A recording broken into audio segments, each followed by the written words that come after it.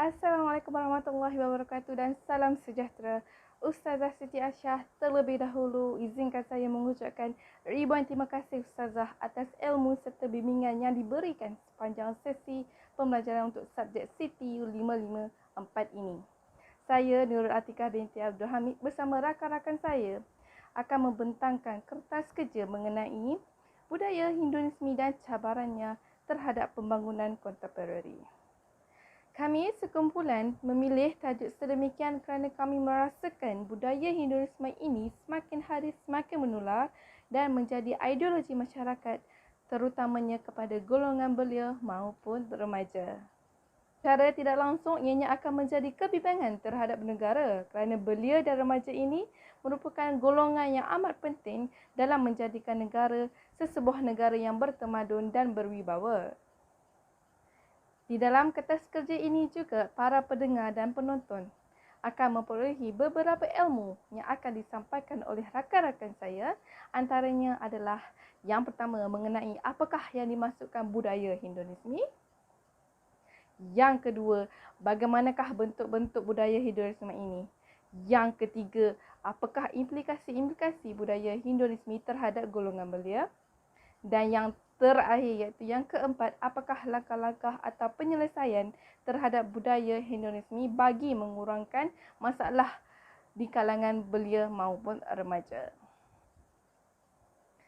Akhir sekali, harapan kami agar segala penat-lelah tugasan yang kami lakukan ini dapat menambahkan ilmu pengetahuan tentang budaya Hinduisme di samping dapat membantu serta memberikan kesedaran kepada masyarakat di luar sana, khususnya kepada golongan belia maupun remaja.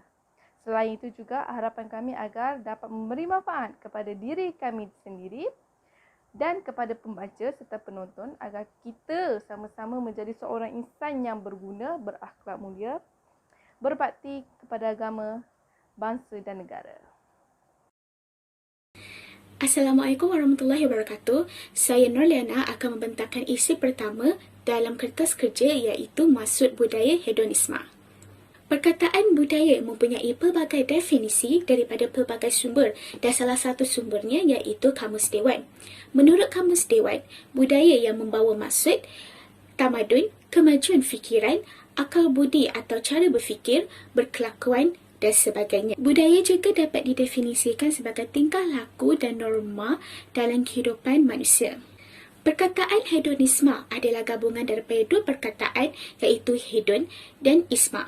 Hedon berasal daripada perkataan Greek yang membawa maksud keseronokan dan kesenangan, manakala isma membawa maksud kepada akhiran asing yang membawa kepada kepercayaan, gerakan politik, keagamaan, sikap dan serta perlakuan seseorang. Perkataan hedonisme juga mempunyai lagi dua pengertian menurut para hedonis Yunani. Yang pertama, hedonisme adalah satu tindakan ataupun perlakuan seseorang dalam mencari ataupun memperoleh keseronokan dan kebahagiaan di dunia. Yang kedua, hedonisme adalah satu pegangan falsafah yang mengangkat keseronokan sebagai nilai moral yang tertinggi dalam kehidupan. Kedua-dua pengertian ini selari dengan pendapat daripada seorang ahli psikologi iaitu John David Garcia yang menyatakan bahawa keseronokan adalah satu nilai yang tertinggi dalam kehidupan seseorang. Hedonisme dapat dibahagikan kepada dua jenis. Yang pertama, hedonisme psikologi dan yang kedua, hedonisme etika. Bagi hedonisme psikologi yang membawa maksud, seseorang akan sentiasa mengikut ataupun mendorong perkara yang difikirkan untuk mencari kenikmatan dan juga keseronokan di dalam kehidupan. Dan yang kedua, hedonisme etika, ia membawa maksud perlakuan seseorang dalam melakukan sesuatu tindakan yang dapat memberikan kebahagiaan dan kenikmatan di dalam kehidupannya. Hedonisme juga dikaitkan dengan pemikiran sekularisme iaitu fahaman yang membezakan antara agama dengan dunia. Pemikiran sekularisme adalah sesuatu fahaman yang tidak elok bagi umat Islam kerana ia melebihkan hal keduniaan berbanding dengan agama, iaitu perkara yang melahorkan dan juga menjerumus kepada kelebihan keseronokan di dunia. Berdasarkan penerangan sebentar tadi dan juga definisi berkaitan dengan budaya dan hedonisme, budaya hedonisme dapat didefinisikan sebagai satu corak pemikiran yang memaksimumkan keseronokan dalam kehidupan mereka yang menganggap keseronokan adalah perkara terbaik dalam kehidupan seseorang dan juga di dunia ini. Sekian sahaja daripada saya akan bagi kepada pembentang seterusnya. Sekian, terima kasih. Budaya hedonisme ini telah mempengaruhi pelbagai anggota lapisan masyarakat tanpa mengira usia. Terdapat pelbagai jenis bentuk budaya hedonisme dalam lapisan masyarakat, antaranya hiburan melampau. Hiburan merupakan perkara yang harus hukumnya, namun hiburan yang melampau adalah haram. Islam melarang umatnya berlebih-lebihan meskipun ketika beribadah. Inikan lagi di dalam hal dan hiburan yang menghabiskan masa meskipun hukum asalnya adalah harus. Namun begitu, pada hari ini ramai yang mengedahkan konsep hiburan hanya untuk memenuhi fitrah manusia. Sambutan dan perayaan disambut seperti tidak akan lengkap tanpa hiburan melampau. Tak bahal lagi rancangan program majalah yang berbentuk hiburan seperti sentiasa mendapat sambutan daripada orang ramai jika dibandingkan dengan rancangan dan program ilmiah, keagamaan dan maklumat semasa. Masyarakat dipertontonkan dengan pelbagai budaya hiburan yang luar biasa dan memukau sehingga mereka tertarik dengan budaya hiburan masa kini. Mereka mungkin tidak menyedari kesan negatif yang akan terjadi kepada pembentukan peribadi dan minda seseorang, terutama sekali golongan muda dan kanak-kanak.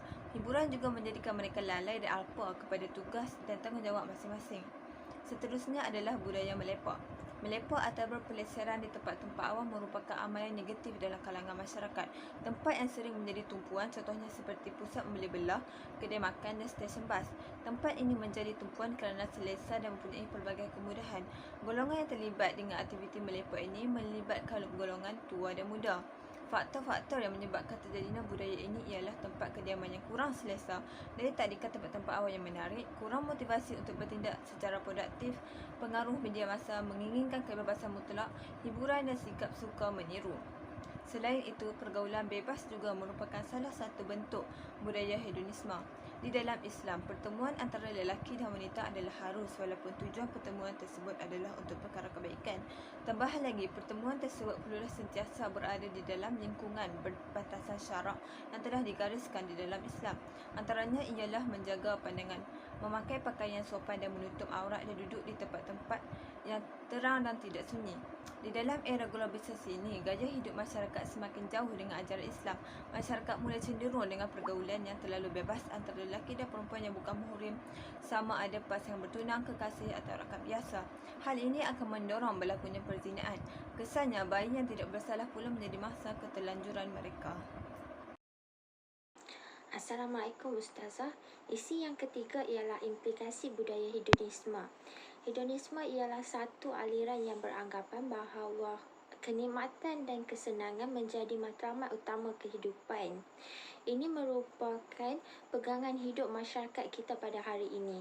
Apa yang membimbangkan lagi apabila di mana budaya hedonisme ini mampu memberi implikasi negatif kepada mereka dan pembangunan kontemporari negara. Implikasi negatif yang pertama ialah kesan daripada pergaulan bebas. Pergaulan bebas tidak hanya terhad kepada pergaulan lelaki dan perempuan ajnabi, tetapi ianya juga termasuk dalam kegiatan seperti berjudi, melepak tanpa hala tuju, kes buli, dadah dan banyak lagi. Pergaulan merupakan satu keperluan kepada manusia, tetapi ianya menjadi salah bila mana ianya dianggap harus. Masyarakat pada masa kini bila bergaul mereka tidak mengikut batas syarak dan norma yang telah ditetapkan. Jadi perkara ini yang menyebabkan terjadinya isu pembuangan bayi, pesta liar, berzina dan lain-lain lagi. Implikasi negatif yang kedua ialah lupa tujuan hidup. Tujuan kita diciptakan di atas muka bumi ini ialah untuk bertakwa dan dengan menunaikan perintahnya dan meninggalkan segala larangannya. Tetapi apa yang terjadi pada masa kini adalah sebaliknya, bila mana masyarakat dan khususnya belia lebih mementingkan lebih mementingkan duniawi. Jadi mereka telah terpesong dari matlamat sebenar mereka dicipta. Contoh hiburan yang tidak berfaedah dan melalaikan ialah seperti konsert nyanyian, filem, drama, muzik yang tidak elok untuk mereka. Apa yang membimbangkan bila perkara ini dinormalisasikan oleh belia atas alasan yang tidak wajar, iaitu mencari ketenangan dan merehatkan minda. Natijahnya, budaya hedonisme ini telah banyak memberikan impak negatif kepada pembangunan kontemporari negara kita. Saya akan membentangkan cadangan penyelesaian kepada masalah budaya hedonisme ini. Bagi mengekang budaya hedonisme ini sebelum ianya menjadi suatu cara hidup dan dinormalisasikan oleh anggota masyarakat, pelbagai pihak seharusnya memainkan peranan yang signifikan supaya budaya ini dapat dihapuskan dari terus menjadi daging dalam diri anak-anak muda pada hari ini. Antara pihak yang perlu memainkan peranan dalam menghapus budaya ini ialah pihak kerajaan. Mengapa? Pihak kerajaan sepatutnya mengawal hiburan yang membawa kepada kelalaian. Frasa mengawal di sini boleh membawa kepada penegasan undang-undang ke atas penganjur-penganjur pusat hiburan untuk golongan remaja ini. Hal ini kerana para penganjur pusat hiburan tidak menghalang kemasukan golongan remaja ke dalam premis mereka dan ada juga yang beroperasi tanpa lesen. Justeru itu menjadi satu kewajipan untuk pihak kerajaan membanteras aktiviti ini. Selain itu, pihak institusi pengajian tinggi juga perlu memainkan peranan yang penting dengan memperkasakan perkhidmatan kaunseling di universiti sama ada dengan meningkatkan fasiliti dan taraf perkhidmatan ke arah yang lebih efisien bagi membantu mahasiswa dan mahasiswi yang bermasalah. Tekanan akademik yang dihadapi oleh pelajar-pelajar mendorong mereka untuk memilih hiburan dan terkadang hiburan yang mereka pilih boleh memberi isu lain dalam kehidupan mereka. Misalnya, ada segelintir pelajar yang sanggup merosakkan tubuh badan dengan alasan hiburan sehingga mengambil barang larangan seperti dadah dan pil hayal. Bukan itu sahaja, hiburan mereka juga melampaui batas dengan berlainan jantina. Sesungguhnya, pergaulan berlainan jantina atau istilah umumnya, ikhtilat adalah dilarang di dalam agama kita sendiri. Tetapi malangnya, ramai golongan muda hari ini mengendahkan larangan ini dan menganggapnya suatu perkara yang normal. Dari itu, pihak universiti sepatutnya membuat pemantauan supaya para pelajar tidak terdedah kepada gejala-gejala sosial yang merosakkan kehidupan dan masa hadapan mereka. Bukan itu sahaja, diri mahasiswa dan mahasiswi itu juga sendiri perlu diterapkan dengan pengetahuan hukum hakam agama agar tidak mudah dipengaruhi oleh anasir-anasir yang dibawa oleh budaya hedonisme ini. Seseorang pelajar itu sepatutnya tahu untuk membezakan perkara baik yang membawa faedah dan perkara buruk yang membawa kepada kebinasaan diri mereka. Adalah tidak salah untuk mereka berhibur kerana fitrah seorang manusia itu sememangnya perlukan hiburan dalam kehidupan. Akan tetapi, hiburan yang dipilih mestilah tidak melampaui batasan syariat seperti pergaulan bebas dan pengambilan unsur yang merosakkan fizikal. Ingat dua maqasid syariah yang teratas iaitu menjaga nyawa dan agama perlu dipelihara supaya kesejahteraan diri dan masyarakat dapat dicapai. Sekian, terima kasih. Assalamualaikum Ustazah. Tujuan utama kertas kerja ini ialah untuk mengenal pasti budaya hedonisme dan cabarannya terhadap pembangunan kontemporari negara.